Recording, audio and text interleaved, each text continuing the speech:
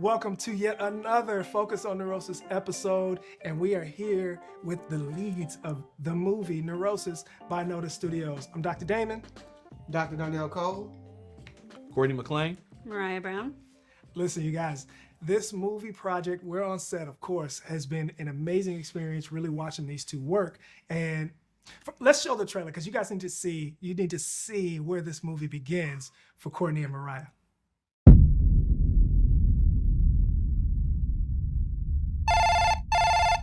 Tyrell Williams, Chief Financial Officer of Guardian Financial Services, Inc. How may I help you? Tyrell? Nikisha? Are you there? She cannot hear you. Who is this? I am going to give you a list of tasks. Look, Nikki, I'm coming for you. I'm coming for you, okay? I'm coming You back. will be allotted 12 hours to complete said tasks. He said he'll kill me if you leave the office. This is impossible. There's no way I can do all of this by 5 o'clock. Answer your cell phone. What would you have me tell her? Tell her I'm cooperating. If I get my hands on you, I'm gonna break every bone in your body. Save your threats for someone who fears you. You need to relax. No, look, I can't relax, Tay. I got too much to do. Do you have any idea how many security systems I have to hack? What is going on? Codes I have to break and then rewrite to get into. Why can't I go home? What the hell with that? I'm not doing this. What are you afraid of? August Kane. If the feds look deep enough, they gonna connect Edward Ambrose to our CEO, August Kane. And you know what that means. You know that. I know that. I am merely a voice. Just a voice on the phone. Really? The actions are yours. All this is on you. I'm here if you need me. And stop acting like we're friends because we're not. Tick tock, Tyrell. Just give me a few more seconds. 10 seconds, Tyrell. Are you watching me? 9, Keep it together, focus. 8, What? You working with them? 7, Stop using Nikisha like leverage. 6, No! 5, Nikisha! 4, What did you do? 3, I'll kill you! 2. Just know by the end of the day, you'll have what you want. And I will too.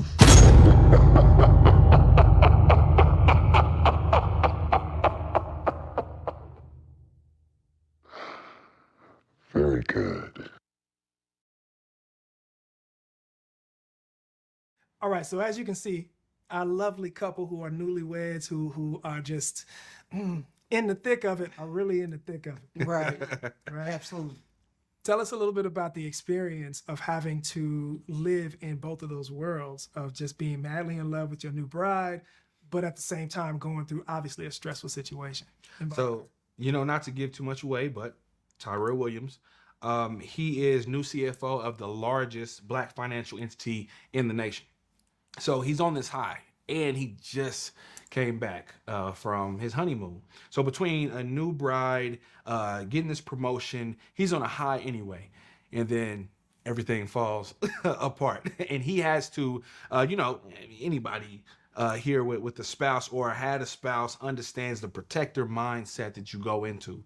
And so from being married, then this crazy thing happens to you, you go into protector mode. You're already in protector mode, but now it's an overdrive. So being able to capture that, because I am married and I'm a full-blown girl dad with 2 of my little divas.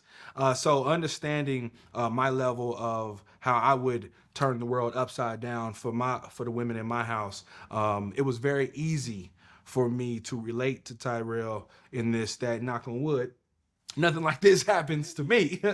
But being able to understand that protector mode and being able to understand that I will do anything to protect the women in my house.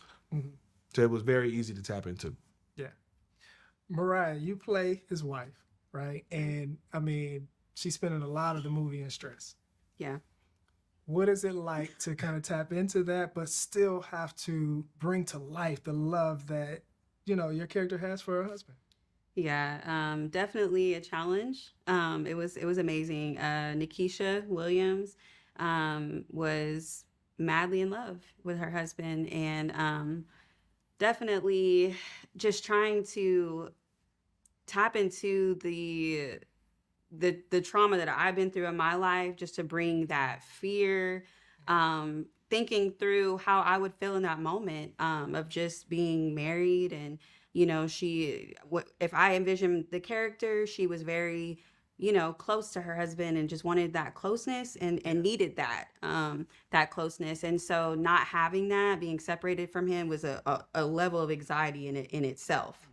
And so I really enjoyed just turning those emotions on and tapping into that, bringing that fear of just what it would be like in that moment to life. It was really cool.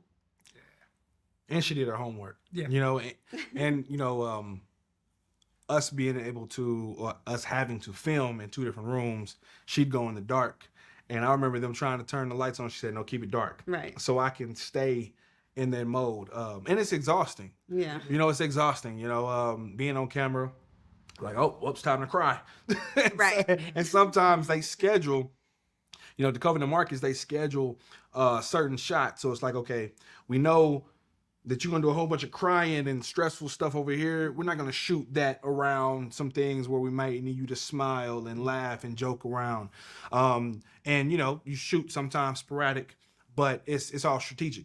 It's strategic. And so Mariah being able to do that, and then I see her crying, and then I turn around the corner and she's laughing or something with Marcus. I'm like, Right. hey, she cold.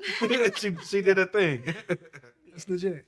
It sounds like it's a lot of high stressed, induced, emotional parts that you have to really play, and being able to turn on and then keep it like that Right. for a sustained part. So talk about that, like in terms of stress. We've been talking about stress awareness a lot.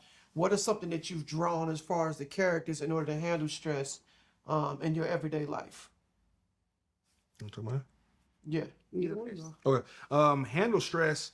You know, men are supposed to be machines. So I handle it in a manner of not paying too much of attention to it. Ignoring it, you know, very unhealthy ways. That's how I do it. You know, I claim to be an execution god because I am very much have a mindset that I put things in front of me. I have TBDs, execution dates, and I stay on mark with making sure that I knock off everything on it. I'm a post-it guy and I'm an alarm guy, you know, take notes in my phone constantly. And so, but you know, you get into a mode where you don't even know you're tired. You don't know you're sick. You don't know that your body is telling you, hey man, it's time to tap out for a little bit. You deserve that day of Netflix and chill. And so I say mine is very unhealthy. Mine is very, people be like, man, Mac, how you do so much? I don't sleep much. And I wouldn't recommend that to anybody. My hours are, you know, I sleep from 2 to 6:30. And so when my house is quiet, that's when daddy goes to work from about 9:30 to 2 a.m. in the morning. That's where I'm going.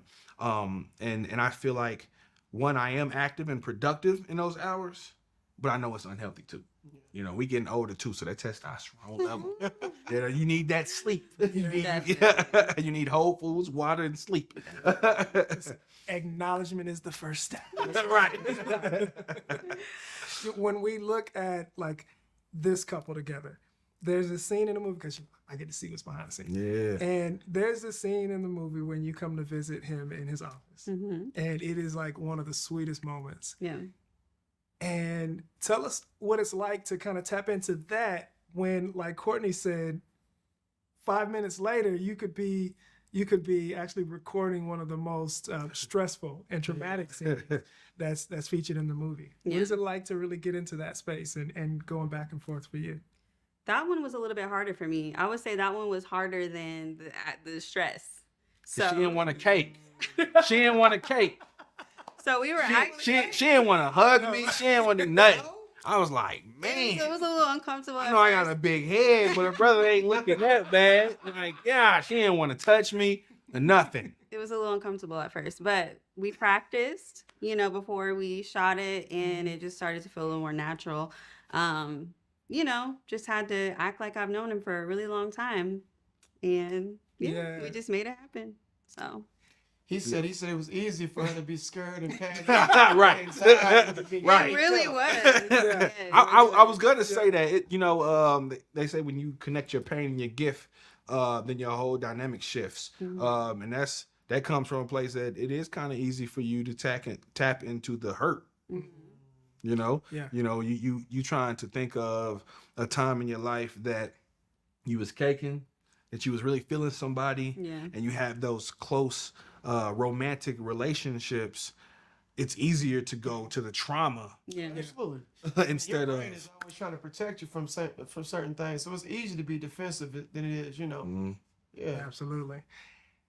But in the end, the love story that is in the total chaos of this movie, Neurosis, is a beautiful one. And I can tell you, seeing what you guys put on screen is dope. And I cannot wait for people to really tap in and see this movie.